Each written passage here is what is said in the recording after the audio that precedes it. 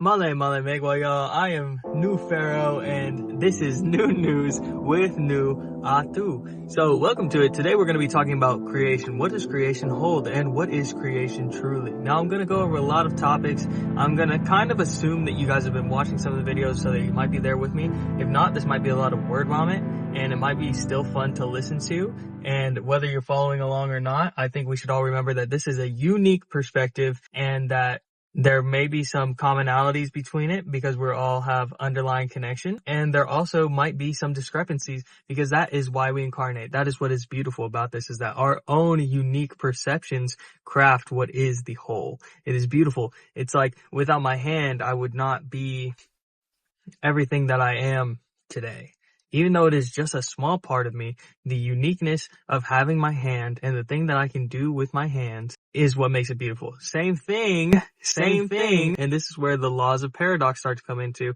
You really find it in the paradoxes, because in the same way, if I didn't have a hand, that would be what made me so uniquely beautiful. The things that I would get to do without that hand, the things that I would have to learn differently or get to learn differently, the things that I would probably not play guitar, but I might invest myself a little bit more into my philosophy. I might invest a little bit more into writing. I might develop a way for myself to play the guitar without my right hand. So everything that you have and don't have is what makes you unique and special and beautiful. When it comes to creation, we must observe two things about this known universe, right? So of the universe that is visible and observable to us, we know that two things do kind of exist. That is, everything is always in its place all the time. That is to say, if one atom slipped out of place, we don't even know what would happen, but it'd probably create like a cascade of effects. Some people think like a black hole. Some people think that like everything would just like, because everything has to be in its place always. That's built on the love and trust that everything has for itself to be able to exist in the way that it does. It's like it's a theory because it never happens, because you cannot be out of place. For that reason, since you cannot ever be out of place, you cannot move or be moved. Now, what do I mean by that? When people are falling towards the ground, you would think that they're speeding up, they're accelerating, right? But it turns out that if you put a speedometer on them, that their acceleration is zero. It is in a constant state. They're at a constant speed, therefore they're not accelerating. Therefore, it's as if they're not moving at all. You're falling, you don't feel your acceleration. In fact, if you were to close your eyes, you wouldn't know if you're falling on Earth or you are in some deep intergalactic space just floating over there. And if you had an accelerometer with you, it wouldn't even detect any acceleration. Okay? This is what led Einstein to believe that space-time is curved, because the way that the Earth spins, it's actually pulling the Earth out, and in a way, the Earth is coming to meet you as opposed to you falling to meet the Earth. Because it's the ground that's really accelerating up at 9.8 meters per second square. From the point of view of the ground, someone standing on the ground, it gives you the illusion that gravity accelerates everything down at 9.8 meters per second square. Isn't that a much simpler explanation, Mahesh? Which is why Einstein had a problem with gravity. Now, it's an interesting thing to think about. And we do believe that space-time is curved, and that space and time, we call it space-time because they are intermingling. All that to say, when you are in constant motion, you're at a constant speed, you're actually in the same place as going nowhere. This is what we consider the present moment. Stay with me. Speaking of presence, so everything is always happening in the now. You cannot exist in the past. You cannot exist in the future. You will always forever exist in the now. And that is why the now is forever. The now is the future. The now is the past. The now is now. There's the only place you can exist. For this reason, creation is not necessarily creation as in bringing new things into existence. It is rearranging, right? Because matter cannot be created nor destroyed. So it all comes from somewhere. It's all rearranged from different particles into different particles. This is why I believe that we can learn so much from the idea alone, even, of the Hindu deity that is Vishnu, the great preserver. Because if everything in the universe, if matter cannot be created nor destroyed, everything in this visible universe, even if you're a materialist, then that would mean that preservation is always. So when it comes to creation, we think about writer's block, we think about being stuck, we think about creating something new. That thing is always inside of you. It is just waiting to be rearranged in this physical world. Manifestation is not calling things into existence. Everything already exists everywhere. If we want to talk about space-time, then this is where we get into timelines and timeline jumping. Things that you create exist in a timeline somewhere, and you are going to meet that moment in space and time, okay? So you can think of it as, it's really tough to think about. That's kind of the point, I think, is to get to a point where you're beyond thought. That is present. Because every time that you have a thought, it's actually a reaction to something that is happening in the now. And therefore, anytime that you're perceiving something, it has already happened during the past. So that's why we try to say escape the idea of thought. The idea of sharpening the mind that comes to us from Western civilization. There's a reason why East and West really clash. And that's because one side on Western civilization believes that the best thing that you can do as an intellectual is to sharpen the mind. And the East believes that the best thing you can do is free yourself from your brain. Brain on some other shit, though. Because the West considers the mind the brain, and the East considers the brain the body, and that the mind is the beyond, that is the present that you are constantly in, and that you are just receiving these things through your vessel that we call the ego. So when you're creating something, it's really like you're rearranging your time and space to one that already exists somewhere else. So it's like timeline jumping, right? It's already there, and it's already within you because you are this same thing happening across all of space and time. I'm going to do another video about dimensions so I can get real in depth with this, but just on a real flat level, we have different dimensions. I think it starts with one dimension, which is like essentially a dot, is like the only thing that can exist. We can also think of this as like the nothingness that happened before the Big Bang or before creation.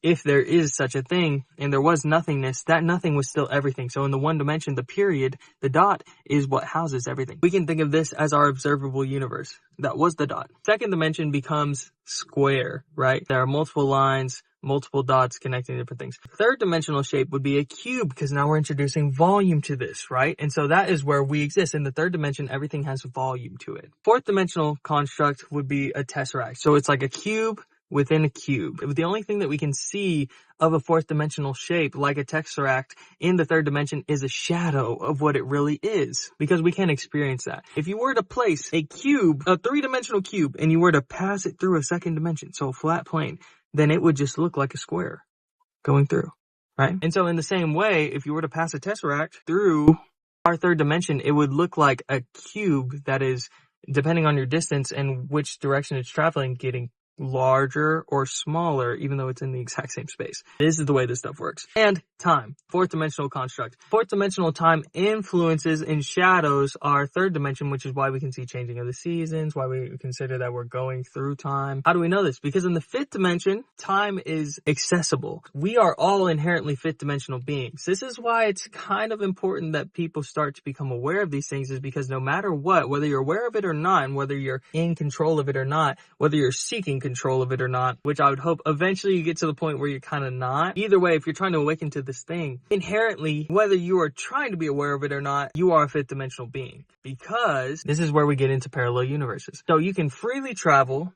linear time, which is experienced in the 3D. In 4D, it's all kind of one big thing, and so you can exist in multiple points in time, singular points in time, with multiple branches, and it's like kind of this big tesseract. Then when you get to the fifth dimension, you can exist as parallel versions of yourself in linear time. Do not come. So that means that there's branch timelines, and you can actually be one place and exist in another place at the same time. Why do I say we're inherently fifth dimensional beings? Because if you think about that, being in one place in space-time and existing in another place in space-time, that is consciousness. Well, how do I deduce that? Because I can think back to a memory that I had yesterday, and I can be presently there, even though I have not, my body and my physical brain has not left this moment. I can exist in that moment in space and time and vividly recollect it, whether it's super accurate or not. Some people have photographic memory. It's very vivid. And so therefore you are inherently a fifth dimensional time traveler. Now, what makes it kind of difficult is then we want to be like, okay, so I can exist in the future in thought. And that is kind of what visualization and manifestation is. What kind of helps that whole process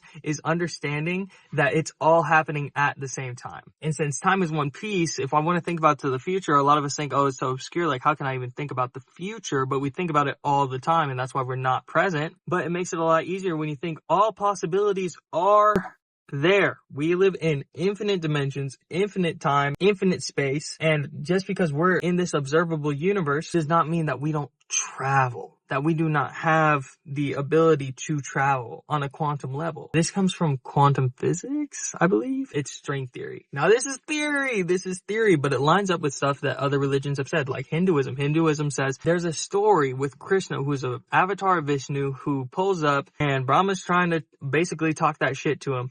And he's like, Brahma, shut up. Brahma's like, where do you get off, bro? He's like, why do you think you're the only Brahma in the universe? Brahma's like, I'm the creator of this universe. I am the only in the universe. He's like, no, there's infinite Brahmas who have created infinite universes. And at the center, there's me. I'm the preserver. I'm the one that keeps it going.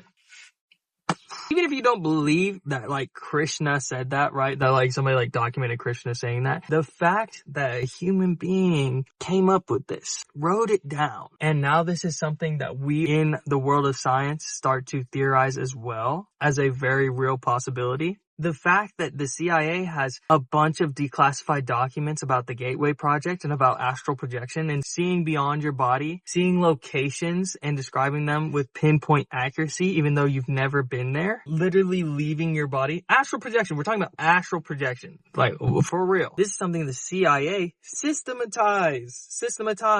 These things exist. So, what is creation?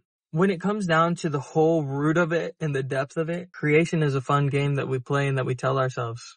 Since what we really are at the heart of hearts in the ocean that is source, that we all as egos make up an individual drop of and that our light bodies make out a drop of, the whole picture is absolute. It is everything and it is nothing and it is all at once and it is never at the same time. Because it's outside of time. So, unconceptual, right? That's where the paradoxes live. Because that is what you innately are, and you chose to incarnate as a phone, a person, as a car, as a dog, all at once, and chose to have individual experiences to then fulfill the whole. Because you are absolute, and you always are going to be. So why not go through life and try to convince yourself that you can only live a certain amount of years? Why not convince yourself that you do need food to eat? Or better yet, not just convince yourself, because you are absolute and you're everything and you are God. You can actually create this place where everybody says, what about, can God create a boulder so big you can? You think God didn't have that question? That's why you're asking it. And so that's why we're here, is because we can both be the boulder that is too big for us to lift up and the person who can't lift it, and create machinery that we can lift it with, and I'm sure in other dimensions be like the strong enough to lift it. Isn't that crazy? That God was like, bet I'm gonna do it all. That is our existence, and that is creation. And creation is one of those things that we tell ourselves while we're going through the span of infinity, of infinite time, because it's fun. Even if it's like, it's not technically real, because nothing can be created nor destroyed in this world. It's fun. And like, I think that we forget that when we're talking about things like God, is that we do some things like that. There's the free will argument where it's like, a lot of people are coming to the conclusion that there's no free will. And that kind of lines up with what I think about reincarnation, which I'll do in a whole separate video. But why do we think that we have free will then, if we're really just all here for the ride? And why do we think that there's linear time and experience linear time if really the only thing that we can exist at is the present? It's because it's fun. It's because why not? Because if you exist as absolution all the time, then wouldn't you take the chance to be everything? Have you considered infinity? Have you considered that any number that you can conceptualize is closer to 0% of infinity than 1% of infinity? Closer to 0% than 1%. Any number. Pick any of them. Be like, okay, well, numbers are infinite too, so I pick the infinite number. Well, it doesn't stop, so what are you talking about? And even that number that you come up with in the end would be closer to 0% of infinity than it would be to 1%. So essentially, what is creation? It's fun. It's fun. Have fun. Call it in. Do whatever you have to do. And just know whatever you have to do, you're going to do. Because if you didn't have to do it, you want to do it. Okay?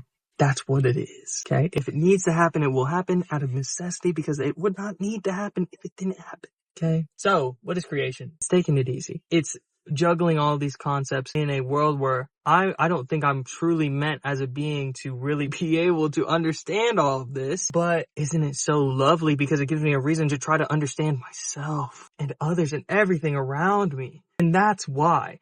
Because if I'm in a state of complete understanding all the time, that's cool. But this is what it's about. This is what it's about. So of course I understand why God would do it. Of course. And of course I'd be on board. I'd be a part of God that is on board. And I understand why there's parts of God that is not on board and that just wants to sleep and just wants to chill out and doesn't even want to think about this stuff and wants to take it easy from trying to consider what it is all the time and just wants to exist as a life that is going to end. Without knowing everything all the time, without feeling everything all the time, without being everything all the time. I just get to be me. I just get to be a tree for 150 years. And it's like, that must be so overwhelming. Good for us that we get to just be a tree. We just get to be us experiencing this video together. It's a beautiful thing.